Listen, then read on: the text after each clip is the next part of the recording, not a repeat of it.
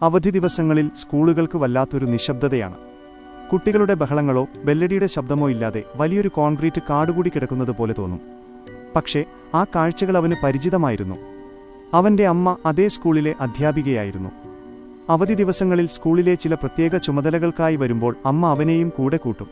സാധാരണയായി മറ്റ് അധ്യാപകരുടെ കുട്ടികളും വരാറുള്ളതുകൊണ്ട് അവർ ഒന്നിച്ച് സ്കൂൾ കോമ്പൗണ്ടിൽ കളിച്ചു തിമിർക്കുകയാണ് പതിവ്. എന്നാൽ ആ ഒരു ദിവസം അങ്ങനെയായിരുന്നില്ല. അന്ന് മറ്റു കുട്ടികളാരും വന്നിട്ടുണ്ടായിരുന്നില്ല.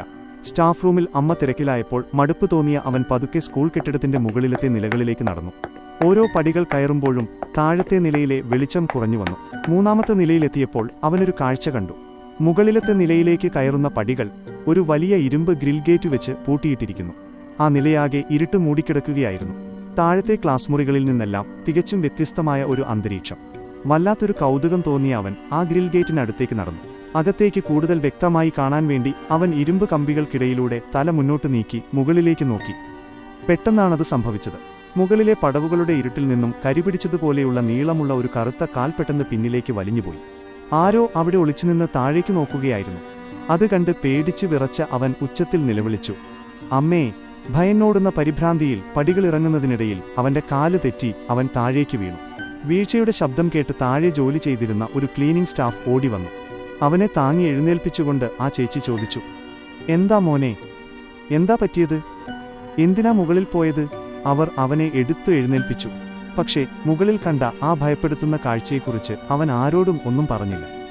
പറഞ്ഞാൽ ആരും വിശ്വസിക്കില്ലെന്ന ഭയമായിരുന്നു അവന്. ദിവസങ്ങൾ കഴിഞ്ഞു. മറ്റൊരു അവധി ദിവസം 2 അധ്യാപകരുടെ കുട്ടികൾ കൂടി സ്കൂളിൽ വന്നിട്ടുണ്ടായിരുന്നു. അവൻ അന്ന് 2ാം ക്ലാസ്സിലാണ് പഠിക്കുന്നത്. കൂടെയുള്ളവർ 5ലും 6ലും പഠിക്കുന്ന മുതിർന്ന കുട്ടികളായിരുന്നു. കളിക്കുന്നതിനിടയിൽ അവൻ ഒടുവിൽ ആ രഹസ്യം അവരോട് പങ്കുവച്ചു. മുകളിലത്തെ പൂട്ടിക്കിടക്കുന്ന നിലയിൽ താൻ കണ്ട ആ കറുത്ത രൂപത്തെക്കുറിച്ച്. ഡാ, നീ വെറും പേടിത്തൊണ്ടനാടാ. 2ാം ക്ലാസ്സുകാരന്റെ പേടിത്തൊണ്ടൻ കഥകൾ. വാ, ഞങ്ങൾ നിനക്ക് കാണിച്ചു തരാം അവിടെ ഒന്നുമില്ലെന്ന്. അത് കേട്ട് അവൻ പേടിയോടെ വിലക്കി.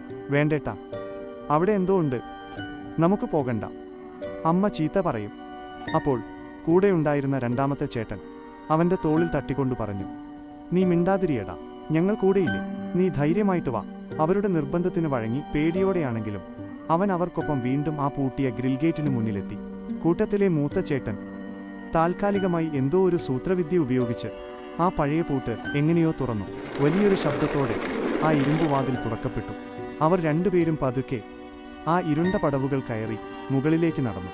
അവൻ ആ ഗ്രിൽ ഗേറ്റിനടുത്ത് തന്നെ പേടിയോടെ കാത്തുനിന്നു. മിനിറ്റുകൾ കടന്നുപോയി. 5 മിനിറ്റ്, 10 മിനിറ്റ്, 15 മിനിറ്റായിട്ടും മുകളിലേക്ക് പോയ ചേട്ടന്മാർ തിരികെ വന്നില്ല. ഒരു ശബ്ദം പോലും മുകളിൽ നിന്നും കേൾക്കുന്നുണ്ടായിരുന്നില്ല. പേടി സഹിക്കാൻ കഴിയാതെ അവൻ കരഞ്ഞുകൊണ്ട് താഴേക്ക് ഓട്ടി. വഴിയിൽ വെച്ച് നേരത്തെ കണ്ട അതേ ക്ലീനിംഗ് സ്റ്റാഫിനെ അവൻ കണ്ടുമുട്ടി. അവൻ അവരോട് കരഞ്ഞുകൊണ്ട് പറഞ്ഞു, ചേച്ചി, ചേട്ടന്മാർ മുകളിലത്തെ നിലയിലേക്ക് പോയി. പൂട്ട് തുറന്ന് അകത്ത് കയറി. എത്ര നേരമായിട്ടും വരുന്നില്ല.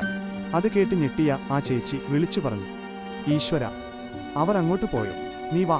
അവർ വേഗം താഴെയുണ്ടായിരുന്ന മറ്റ് 2 പുരുഷ ജീവനക്കാരെയും കൂട്ടി മുകളിലേക്ക് ഓടിവന്നു. ഗ്രിൽ ഗേറ്റ് തുറന്നു കിടക്കുന്നത് കണ്ട് അവർ പടികൾ കയറി മുകളിലേക്ക് ചെന്നു. പടവുകളുടെ പകുതിയിൽ 2 കുട്ടികളും ബോധമില്ലാതെ വീണുകിടക്കുകയായിരുന്നു. ജീവനക്കാർ വേഗം ആൺകുട്ടികളെ കൈകളിൽ കോരിയെടുത്ത് താഴേക്ക് ഓട്ടി.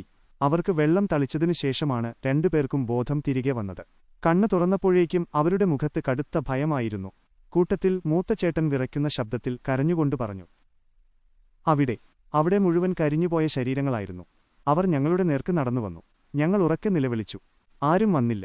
അത് കേട്ട് ആകെ അത്ഭുതപ്പെട്ട് അവൻ ചോദിച്ചു, പക്ഷേ ചേട്ടാ, ഞാൻ താഴെ തന്നെ നിൽക്കുന്നുണ്ടായിരുന്നു. നിങ്ങൾ നിലവിളിക്കുന്ന ഒരു ശബ്ദം പോലും ഞാൻ കേട്ടില്ലല്ലോ.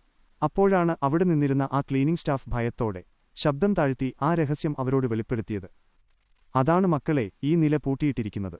വർഷങ്ങൾക്ക് മുൻപ് ക്ലാസ് നടന്നുകൊണ്ടിരുന്ന സമയത്ത് മുകളിലത്തെ നിലയിൽ വലിയൊരു തീപിടുത്തമുണ്ടായി. അന്ന് പുകയിലും തീയിലും പെട്ട് 10ഓളം കുട്ടികളാണ് ഇവിടെ വെന്തു മരിച്ചത്. അതിനുശേഷമാണ് ഈ ഫ്ലോർ പൂർണ്ണമായി അടച്ചുപൂട്ടിയത്. അങ്ങോട്ട് ആരും പോകാറില്ല. അവർ ഒന്നു നിർത്തി ഭയത്തോടെ തുടർന്നു. പിന്നെ ഒരു പ്രത്യേകതയുണ്ട്, ആ നിലയിൽ നിന്ന് പുറത്തേക്ക് ഒരു ശബ്ദവും വരില്ല. നിങ്ങൾ എത്ര നിലവിളിച്ചാലും താഴെ നിൽക്കുന്നവർക്ക് അത് കേൾക്കാൻ കഴിയില്ല. വർഷങ്ങൾ കഴിഞ്ഞിട്ടും ആ സ്കൂളിന്റെ മുകളിലത്തെ നില ഇപ്പോഴും ഒരു നിഗൂഢതയായി പൂട്ടിക്കിടക്കുകയാണ്. ഇന്നും ആ വഴി കടന്നുപോകുമ്പോൾ അവന്റെ മനസ്സിൽ ആ ചോദ്യം ബാക്കിയാണ്.